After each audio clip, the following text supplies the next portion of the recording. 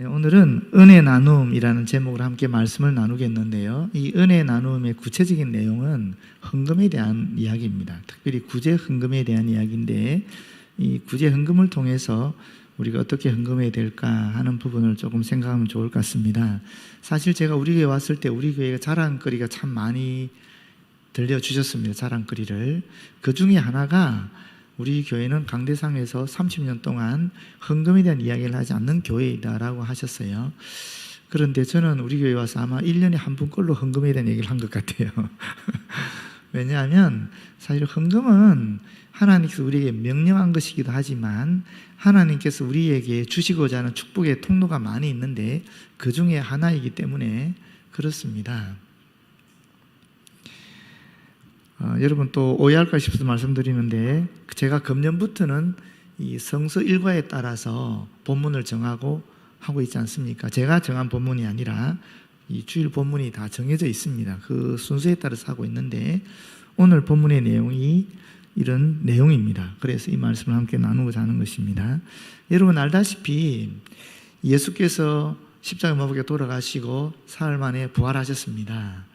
그리고 제자들에게 너희들은 성령을 기다리라 그랬잖아요. 이 성령을 기다렸는데 말씀대로 오순절에 성령이 강림하셨습니다. 제자들이 그 성령 강림을 통해서 그동안 이 무수했던 마음들 사라지고 담대한 마음을 가지고 주의 복음을, 예수께서 그리스도이심을 전하기 시작했는데, 그때 마침 지중해 연변에 있었던 온 세상으로부터 온 디아스포라 유대인들이 그 말씀을, 그 복음을 전해 듣고 회개하고 회심하는 그런 놀라운 사건들이 일어났습니다. 그리고 그들이 자기 고향에 가서 교회를 세우고 또 가정에 든든한 신앙의 기초를 세웠던 것입니다. 그리고 바울이 이제 지중해 연변에 있는 모든 지역에 복음을 전하게 되면서 그 교회들이 더 든든히 세워지게 되고 또 더 확산되기 시작한 것입니다. 그런데 이 유대인 공동체, 기독교 공동체와 이방 기독교 공동체 간에 문제가 생겼어요. 그게 뭐냐면 유대 기독교 공동체는 율법을 준수해야 된다, 할례를 받아야 된다, 그래야 구원을 얻을 수 있다 하는 주장을 하였던 거예요.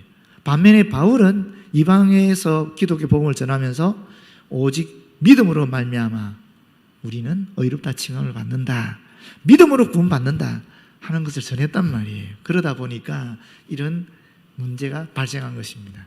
그래서 바울은 이 문제를 해결해야 되는 중요한 그런 사명이 그에게 있었던 것입니다. 그런데 사도행전 11장 28절에 보게 되면 아가보라는 분이 예언을 했어요. 그 예언의 내용은 팔레스틴 지역에 큰 흉년이 든다라는 거예요. 근데 아니나 다를까 이 고린도 전서를 기록했을 즈음에 큰 흉년이 들었어요. 이 흉년이 거의 4년을 갔다 그래요. 그래서 바울이 자기가 전도했던 그 지역 이방 기독교 공동체로 하여금 이 예루살렘 공동체를 도와주도록 헌금 요청을 했습니다. 지금으로 치면은 구제 헌금을 요청한 거예요.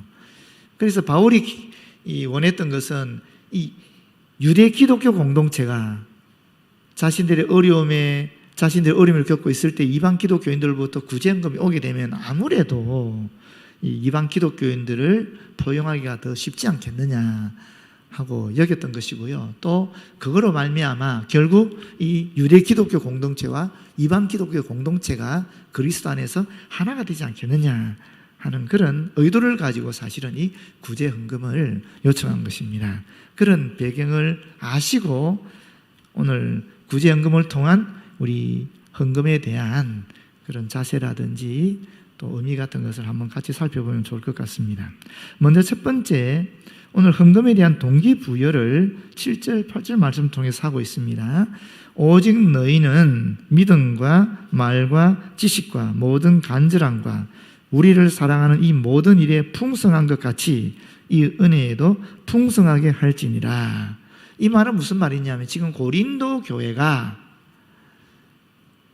이런 모든 것을 가지고 있다는 것입니다. 믿음, 말, 지식, 간절함, 이것을 갖고 있다라는 거예요. 근데 이것은 고린도전서 12장에 나오는 성령의 은사들을 요약한 것입니다.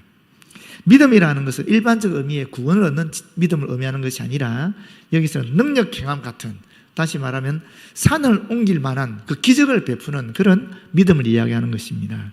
말이라는 것은 하나님의 계시를 드러내는 그 예언의 말씀이라든지 또는 방언이라든지 방언을 통역하는 그런 모든 것을 한마디로 해서 여기 지금 말이라고 얘기하고 있는 것이고요.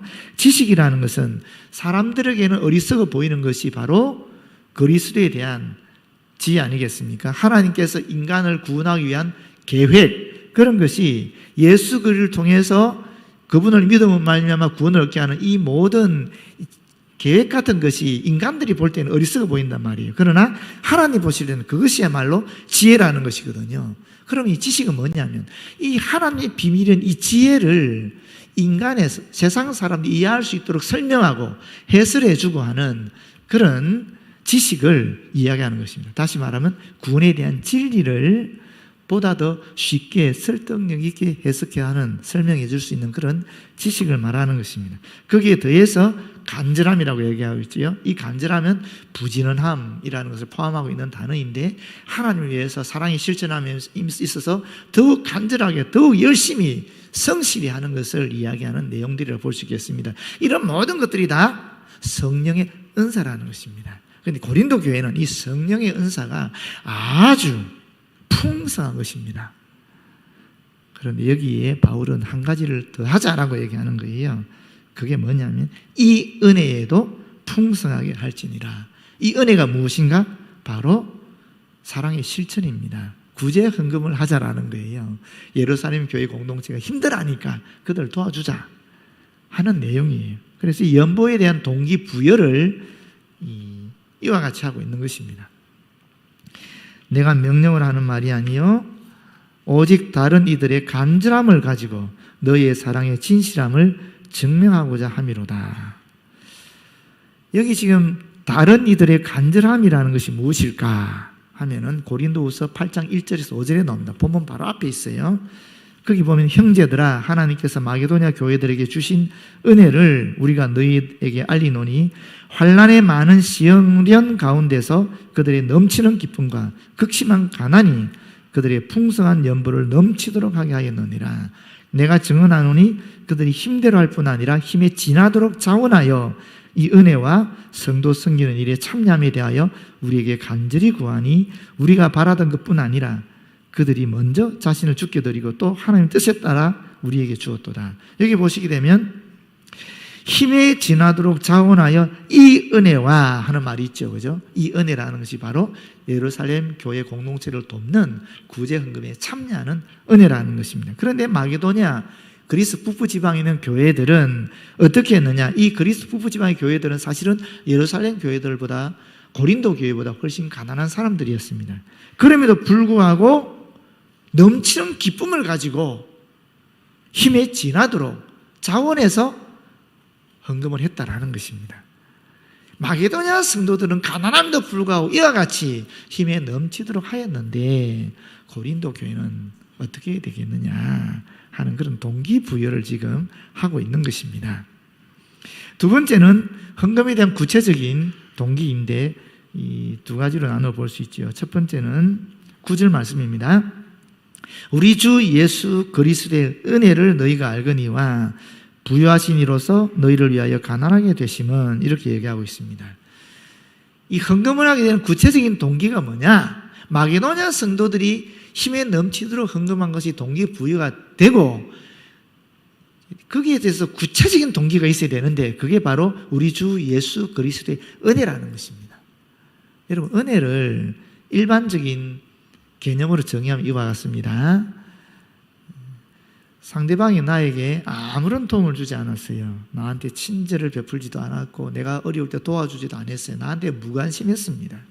그럼에도 불구하고 이 상대방이 어려움에 처했을 때 내가 스스로 그를 도와주는 것이 은혜입니다.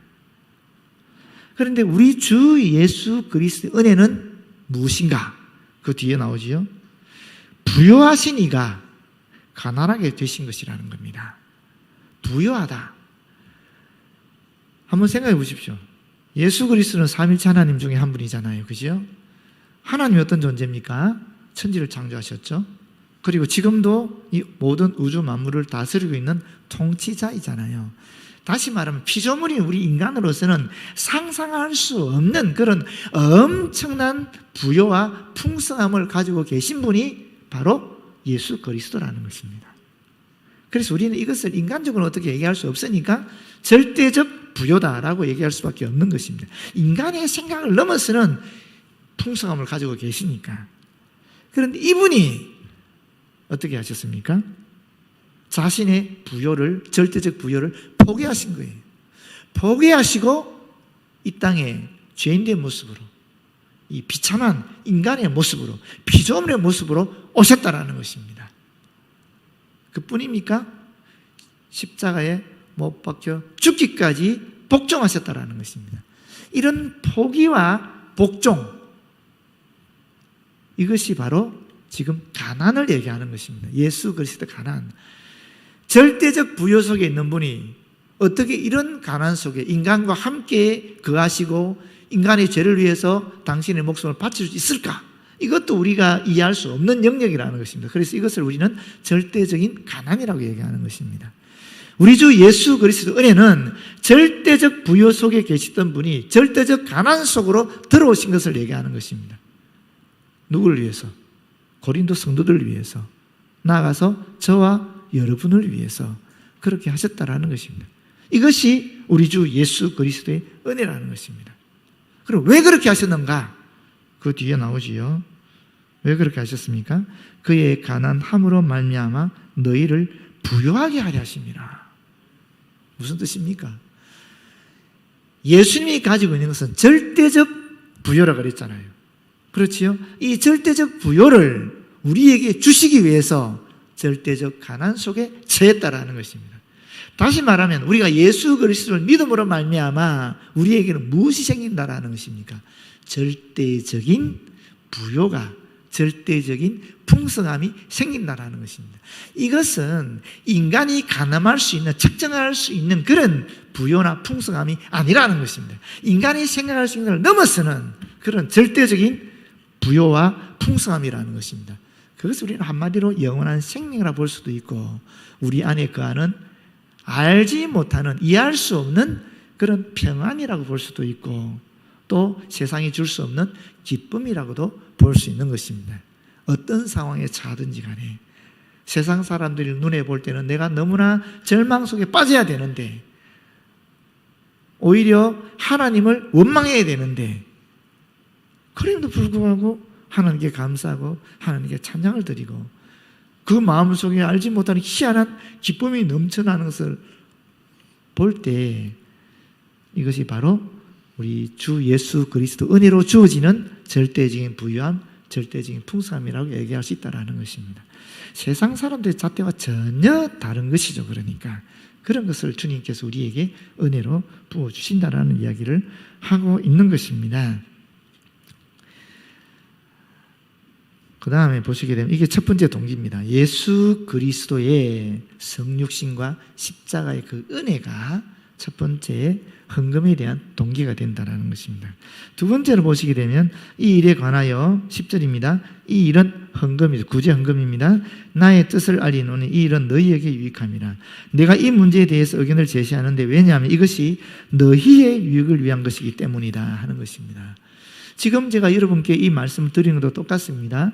제 유익을 위해서 이 말씀을 드리는 것이 아닙니다. 하나님의 말씀이기 때문에, 더군다나 이 말씀은 여러분들에게 유익이 되기 위해서 하나님 주신 말씀이기 때문에 전한다라는 것입니다. 단지 돈 내라 하는 얘기가 아니라는 거예요.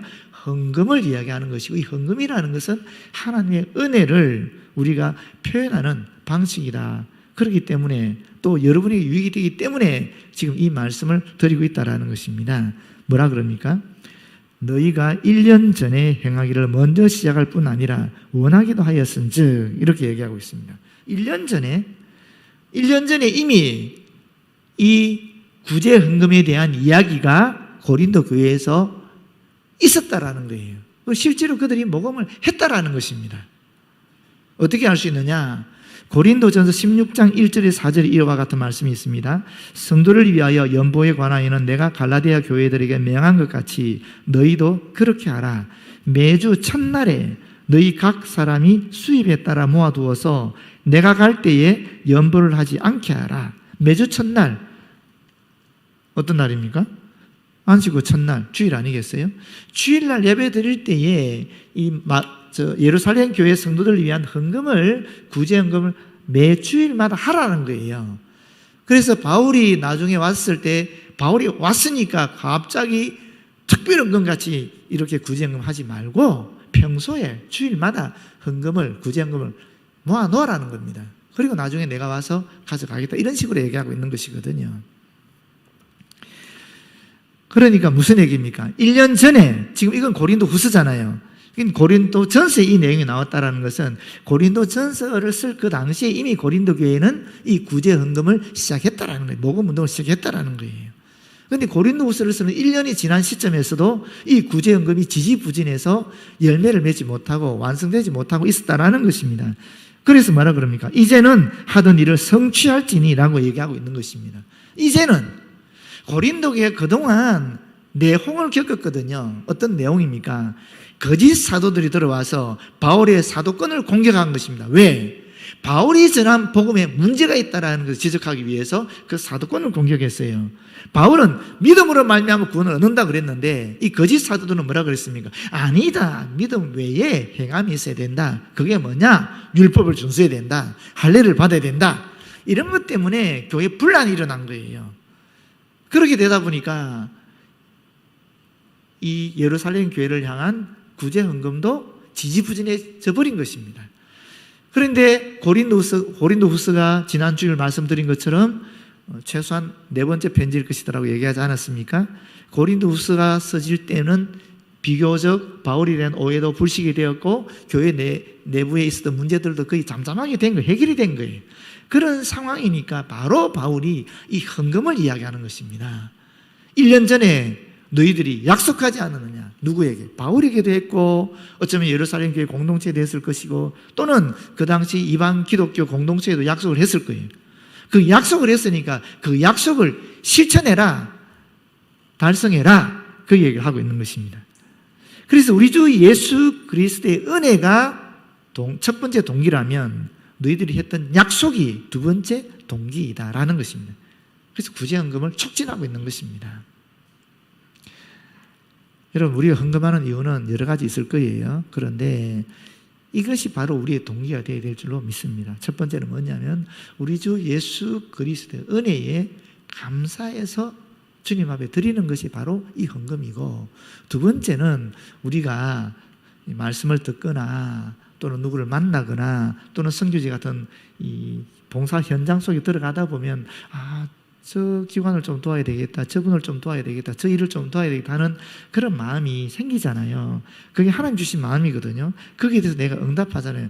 일종의 그게 약속이라는 거예요.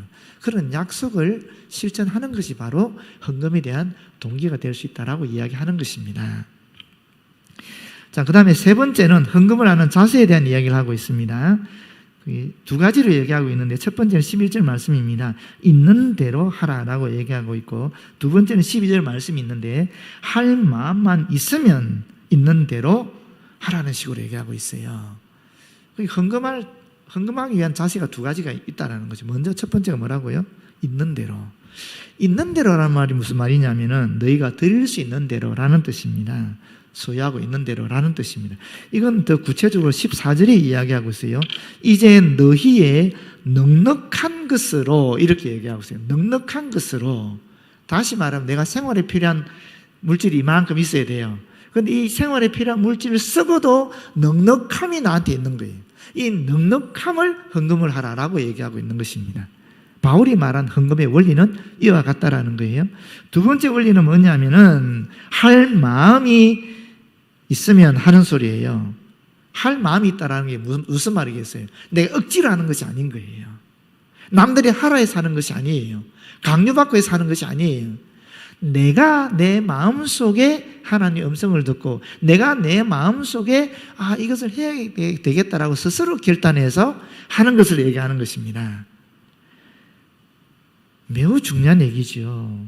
억지로 남의 눈치 보고 강요받아서 하는 헌금은 하나님이 안 받아주신다라는 거예요. 그 뒤에 있잖아요.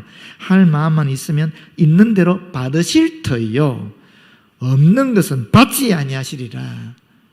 하나님께서는 말씀드렸잖아요. 절대적인 부유를 갖고 계신 분이에요.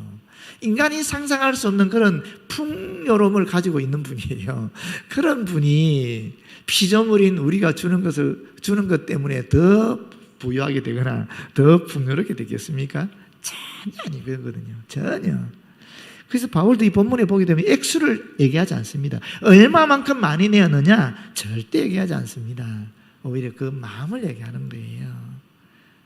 하나님께 감사함으로 자발적으로 드리는 그것을 얘기하는 것이거든요. 그거는 주님이 받으신다는, 하나님이 받으신다는 거예요. 그런데 두 랩돈같이 적은 돈이라 할지라도 스스로 자원해서 은혜에 감격해서 드리는 헌금은 주님이 받는데, 아무리 많은 액수를 드린다 할지라도 억지로 남의 눈치 보고 드리는 헌금은 하나님이 받지 않는다는 거 지금 이야기하고 있는 것입니다. 그러니까 헌금은 우리 인간의 기준으로 해서는 안 되고 하나님의 시각, 하나님의 기준으로 해야 되겠다는 것을 우리는 여기서 확인하게 되는 거죠. 여러분, 헌금은 누구한테 하는 것입니까? 여러분께서 우리 갈렙부에 있는 그 독거노인들 또 노숙자들 보고 불쌍한 마음이 생겼어요. 그래서 갈렙부 헌금을 했습니다. 그럼 그 헌금은 누구한테 한 것입니까? 여러분이 지금 여름 성경학교 또 우리 청년부 단기 선교를 위해서 1일 찻집도 하고 있는데 그 1일 찻집에 가서 나름 사실은 헌금을 하는 거잖아요. 그 헌금은 청년들을 위하여서 하는 것입니까? 누구를 위해서 하는 것입니까? 헌금은 철저하게 하나님께 하는 것입니다. 그렇지 않습니까? 비록 여러분이 목적을 가지고 헌금한다 할지라도 사실은 하나님께 하는 거예요. 그런데 하나님이 보이지 않잖아요. 하나님이 세우신 기관이 교회잖아요. 교회는 하나님 뜻을 실현하기 위해서 존재하는 것이지 않습니까? 그래서 교회에 바쳐서 이 교회를 통해서 하나님의 뜻을 실천하도록 하는 것입니다. 헌금은 하나님께 하는 것이기 때문에 그래서 한번 헌금한 것을 돌려달라 말할 수 없는 것입니다. 여러분, 어떠한 헌금을 주님 앞에 드렸든지 간에 그건 주님께 드린 것이기 때문에 돌려주시오 하는 말은 정말 이거는 상식에 어긋나는 참 우스운 이야기가 되는 것입니다. 하나님은 우리에게 생명을 주셨지요. 생명뿐입니까? 영원한 생명도 예수를 통해서 주셨습니다. 그리고 우리에게 만남의 은총을 허락해 주셨어요. 그래서 우리가 관계를 가지게 되지 않았습니까? 부모, 자녀, 형제, 친구, 동력자들, 구역 식구들, 엄청나게 많은 이런 관계들, 직장 동료를 비롯해서 관계를 가지게 되지 않았습니까? 뿐입니까? 이 땅에서 우리가 살아갈 수 있도록 물질을 허락하여 주신 거거든요. 사실 하나님께서 우리의 주인이라는 거예요. 우리 생명의 주인이고 관계의 주인이시고 물질의 주인이시고 우리 인생의 주인이라는 거예요. 그것을 고백하는 것이 또한 헌금이거든요. 그래서 헌금이라는 것은 하나님의 시각에, 하나님의 기준에 맞게 하는 것이 사실은 바람직한 것입니다. 철저하게 헌금은 하나님께 드리는 것이고, 그리고 헌금을 할 때는 어떻게 해야 된다고요? 오늘 말씀처럼 빚내서 하든지 억지로 하든지 강요받아서 해서는 안 된다는 것입니다. 나에게 있는 것으로 풍족한 가운데서 남는 것을 주님께 드리는 것이고 또 동시에 내가 스스로 자발적으로 해야 된다는 것입니다. 물론 그러면 내가 얼마만큼 있는 것이 나에게 쓸 것이고 나머지인 것인가?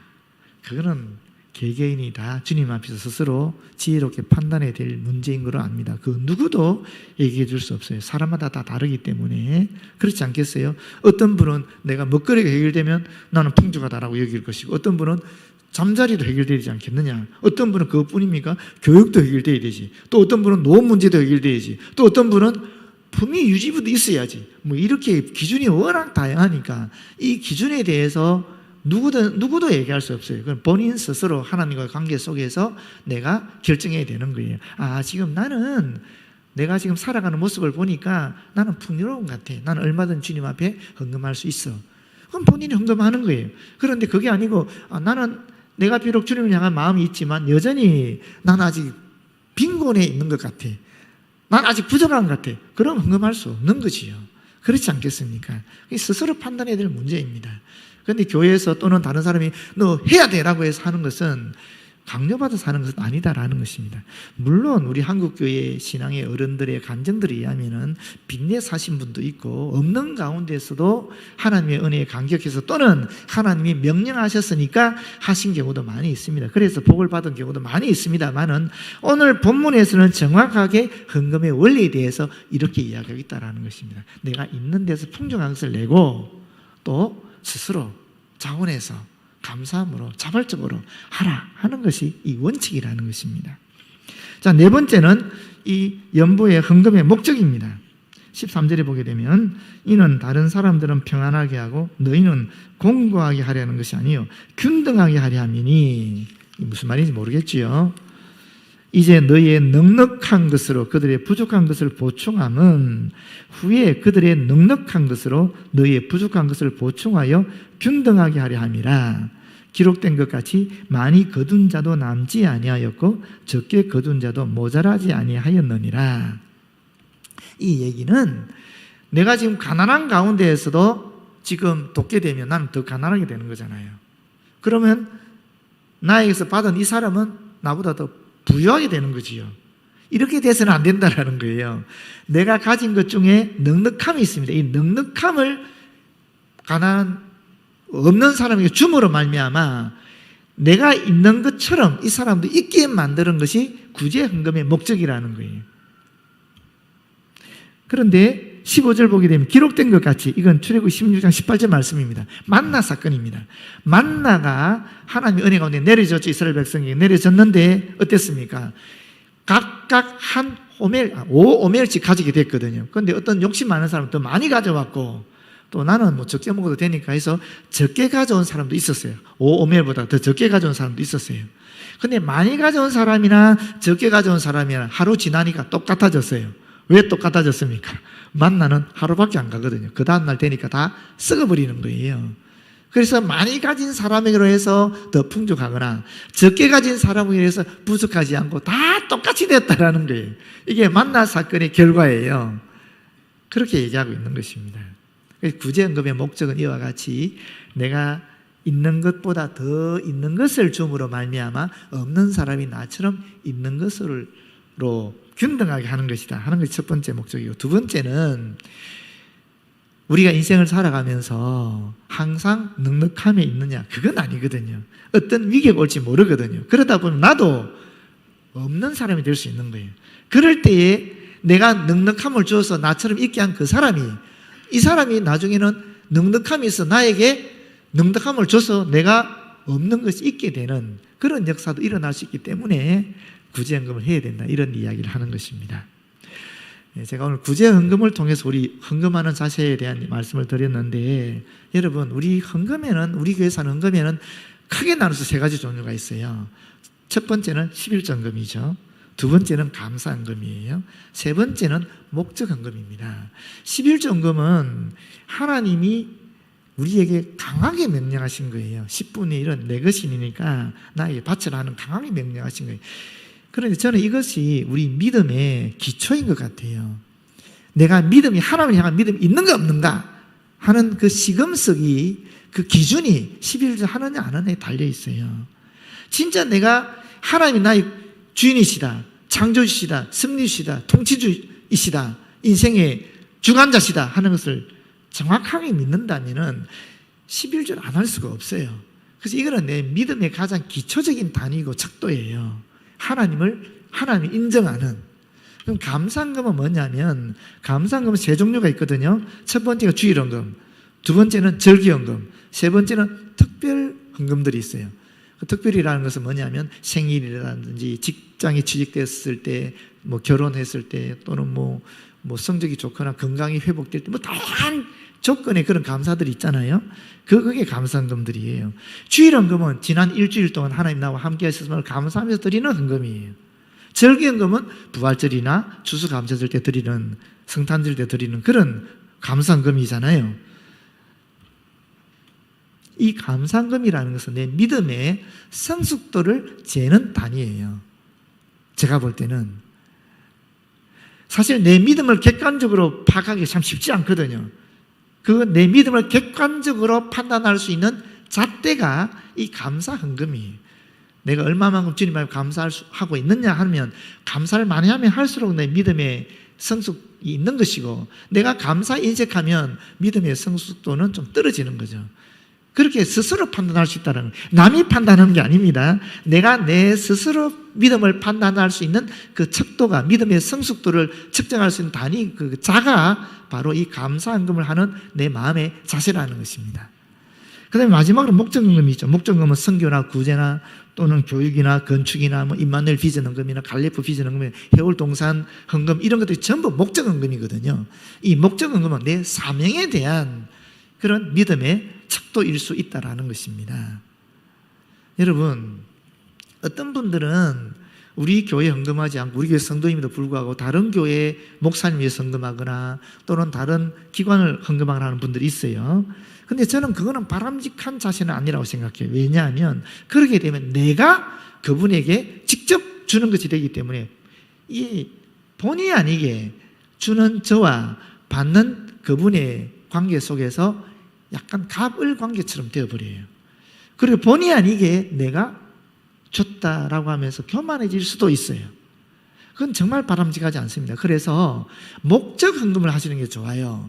어떤 목사님 돕고 싶다 그러면 우리 교회에 그 목사님 이름으로 목적 헌금하시면 우리 교회는 그 목적 그대로 갑니다. 어떤 기관을 돕고 싶다 그러면 우리 교회에 목적 헌금 하십시오. 그러면 그 목적대로 그대로 헌금이 되거든요. 그렇기 때문에 그것은 내가 하나님께 드리는 것이고 하나님께서 교회를 통해서 거기 보내는 것이니까 이게 바람직한 그런 이 물질의 흐름이 될 수 있는 거지요. 그러면 나는 그저 주님 앞에 감사해 드린 것이고 또 그분은 그분대로 주님으로부터 받는 거잖아요. 교회를 통해서 받는 것이니까. 그럼 주님께 또 감사하지 않겠습니까? 이 서로의 유익이 있는 겁니다. 근데 여러분, 제가 이 헌금에 대한 이야기를 굳이 하는 이유는 하나님 우리 주신, 우리 성도들이 주신 축복의 통로들이 여러 개 있습니다. 그게 헌신, 충성도 될 수 있고 또 사랑의 실천이 될 수도 있고 또 교회에서 다양하게 하는 봉사가 될 수도 있어요. 근데 그 중에 하나가 헌금이에요. 헌금은 정말 우리가 하나님께 받을 수 있는 그런 축복의 통로예요.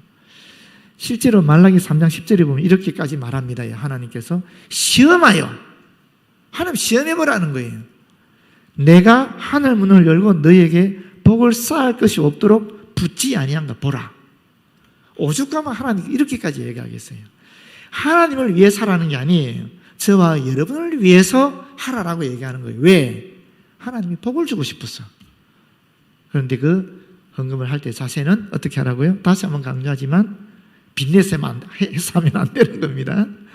내가 가정생활도 제대로 지속되지 않은데 지나친 헌금하는 것은 하나님이 바라는 게 아니에요. 여러분도 아버지 어머니로서 자식들에게 받을 때에, 아니 자식들이 나한테 오면서 빚내가지고 뭘 가져오면 좋겠어요? 아니잖아요. 하나님은 마찬가지입니다. 자녀들이 기쁨을 누리고 편안히 가는 가운데, 넉넉한 가운데 가져오는 것을 부모가 기뻐하지, 없으면서 막 빚내서 가져오는 걸 좋아할 부모는 아무도 없거든요. 하나님도 똑같습니다. 여러분께서 모쪼록 주님께 주시는 은총을 이 땅에서 누리면서 넉넉한 가운데 기쁨으로 자원해서 하나님께 드리기를 바라요. 그럴 때 하나님께서 우리에게 더 큰 은총으로 절대적인 부여로 덧입혀 주실 줄 믿습니다. 기도하겠습니다. 아버지 감사합니다. 주신 말씀 그대로 전하였사오니 주님께서 은총을 다해 주셔서 바른 자세와 태도를 가지고 주님 앞에 드릴 수 있도록 인도하여 주시옵소서.